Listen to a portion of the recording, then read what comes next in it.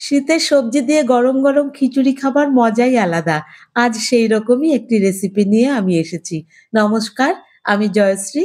আমার রান্নাঘরে সবাইকে স্বাগত। আমার আজকের রেসিপি নিরামিষ খিচুড়ি শীতের নানা রকম সবজি দিয়ে। রেসিপিটির জন্য আমি এখানে নিয়েছি ২০০ গ্রাম পরিমাণে আতপ চাল। এটা আমি নুনিয়া আতপ চাল নিয়েছি, তবে গোবিন্দভোগ চাল নিলেও কিন্তু খুব সুন্দর লাগে। ২০০ গ্রাম আতপ চালের জন্য এখানে নিয়েছি আমি ১৫০ গ্রাম মুগ ডাল।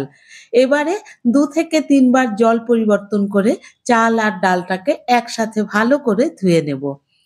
কমপক্ষে ৩ বার কিন্তু ভালো করে ধুয়ে নিতেই হবে। ভালো করে চালটা ধোয়া হয়ে গেলে একটা ছাঁকনির উপরে চাল আর ডালটাকে আমি ছড়িয়ে দিয়ে যতটা সম্ভব একটু শুকনো করে নেব। এটা শুকনো হতে হতে এদিকে আমি সবজিগুলো ভেজে নেব। সেজন্য কড়াইতে দিয়ে দিচ্ছি ৩ চামচ সর্ষের তেল। তেলটা ভালো করে গরম হয়ে গেলে প্রথমেই দিয়ে দিচ্ছি আমি ফুলকপি। ফুলকপিটা ভালো করে ধুয়ে একটু গরম জলে ভিজিয়ে রাখা ছিল, যাতে এর থেকে কোনো পোকামাকড় থাকলে সেটা বেরিয়ে যায়। প্রথমে ফুলকপিটা হালকা লালচে লালচে ভাব এলে পরে তখন আমি বাকি সবজিগুলো দেব। দিয়ে দিলাম একখানা বড় মাপের আলু ছোট করে কাটা, দুখানা ছোট মাপের গাজর আর একটুখানি বিনস, আর দিয়ে দিলাম সামান্য একটুখানি লবণ আর হলুদ।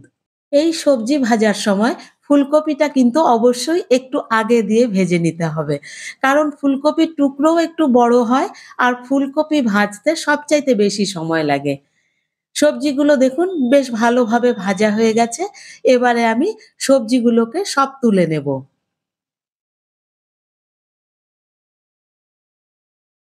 সবজিগুলো সব তুলে নেওয়া হয়ে গেলে এবারে কড়াইতে ওই তেলের মধ্যেই আমি আরো ৩ চামচ সর্ষের তেল আর বড় ১ চামচ ঘি দিয়ে দিলাম। ফোড়নের সময় একটু ঘি দিলে গন্ধটা খুব ভালো আসে। তেলটা ভালো করে গরম হয়ে গেলে এর মধ্যে আমি ফোড়নগুলো দিয়ে দিচ্ছি। এখানে রয়েছে সাদা জিরে, শুকনো লঙ্কা, তেজপাতা, লবঙ্গ, এলাচ, দারচিনি আর কয়েক দানা গোলমরিচ।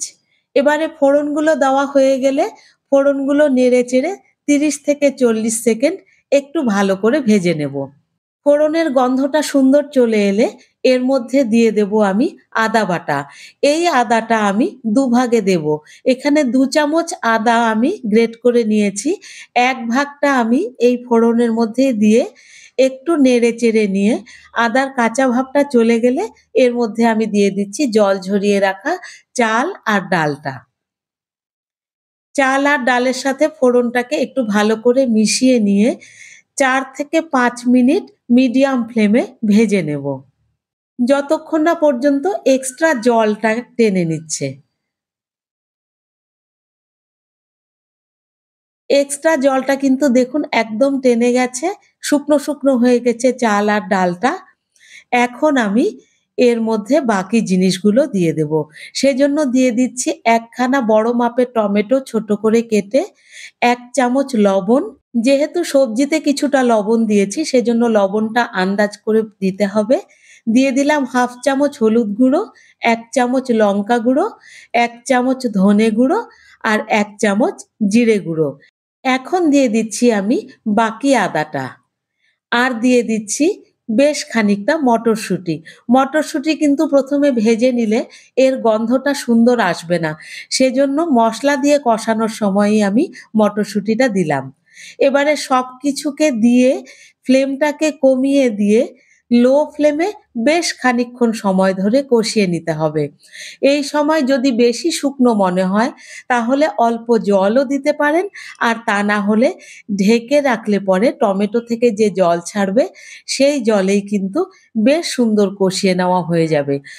মিনিট ৫ এক ঢেকে কষিয়ে নেবার পরে দেখুন চালগুলো বেশ সুন্দর ফুটতে শুরু করেছে।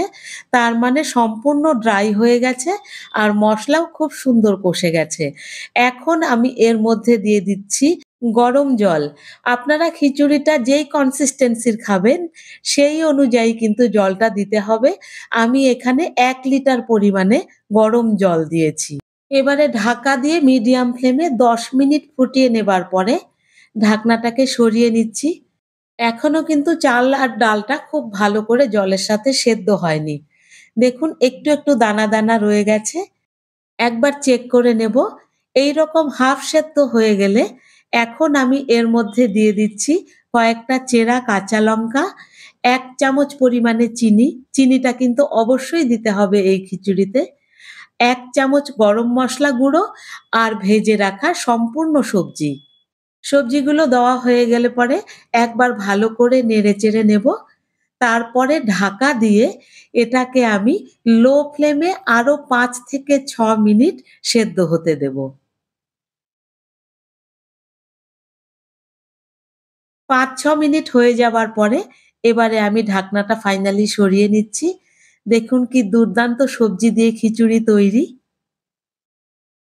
তবে এর ওপর দিয়ে কিন্তু অবশ্যই একটুখানি ঘি ছড়িয়ে দিতে হবে গন্ধটা সুন্দর আসবার জন্য।